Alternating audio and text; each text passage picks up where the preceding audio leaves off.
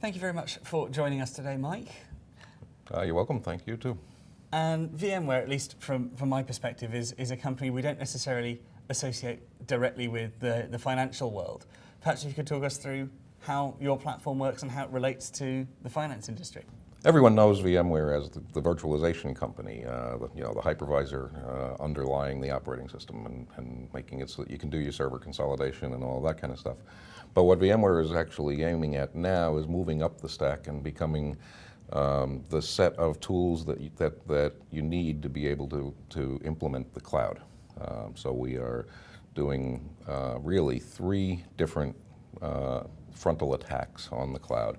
The first being at the virtualization layer. We have new products called vCloud Director and vCenter Ops and things like that that make it easier to manage the cloud. And then we have above that a layer of what we're calling our application platform for the cloud, which is this little picture here, which is really a lightweight application server based on Tomcat, a data management layer based on Gemfire, and a messaging layer based on RabbitMQ, and then management and monitoring tools to pull it all together. So from what you were saying, a lot of this is open source based software. What was the thinking behind going on board with that type of company as opposed to a more traditional commercial model? Well, first of all, if you're in the cloud, you're going to need to keep the costs down. That's a big part of what cloud is all about. And we took a look at what's out there.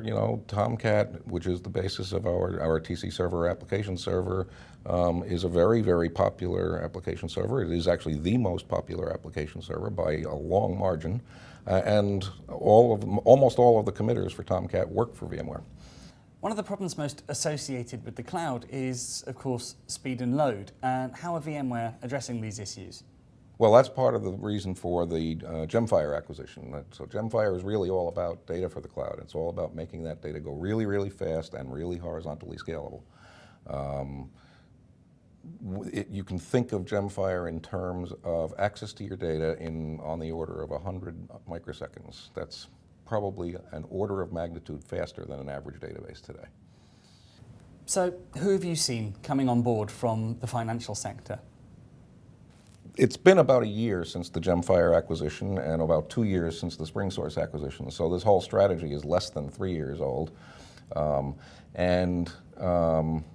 What we have been seeing is the piece parts have been getting deployed into the financial services community for years already now.